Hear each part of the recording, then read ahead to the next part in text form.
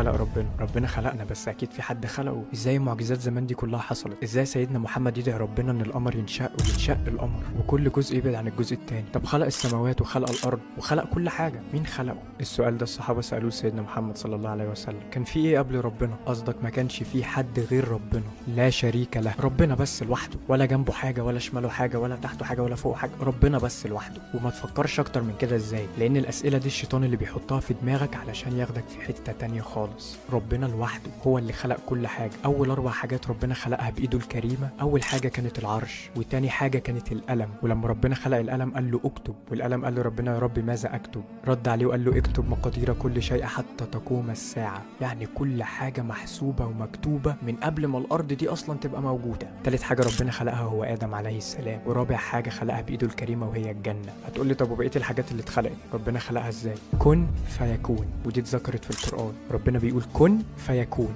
انا عارف ان الاجابه دي انت سمعتها كتير، اللي هو ربنا كان لوحده، ما عشان دي حقيقه. انت مخك مش هيقدر يستوعب اكتر من كده. اول ما الاسئله دي تبدا تيجي في دماغك، كل اللي عليك تعمله تستعيذ بالله، علشان الشيطان هيفضل يزن عليك ويقول لك كذا وكذا وكذا. صلي على سيدنا محمد. تعرف انك لو قريت آية الكرسي بعد كل صلاة هيكون ما بينك وما بين الجنة الموت بس. يعني لو مواظب على آية الكرسي بعد كل صلاة هيكون ما بينك وما بين الجنة ان قلبك يقف وروحك تطلع وعلى الجنة ان شاء الله. وده حديث لسيدنا محمد صلى الله عليه وسلم. بعد ما تخلص صلاتك ما تقومش على طول، بدل ما تقوم وتمشي خليك قاعد شوية في المكان اللي انت صليت فيه. عشان اقول لك على حاجة كمان، بعد ما تخلص صلاة وتفضل قاعد في المكان اللي انت صليت فيه بيكون معاك ملائكة بيدعوا لك بالرحمة والمغفرة.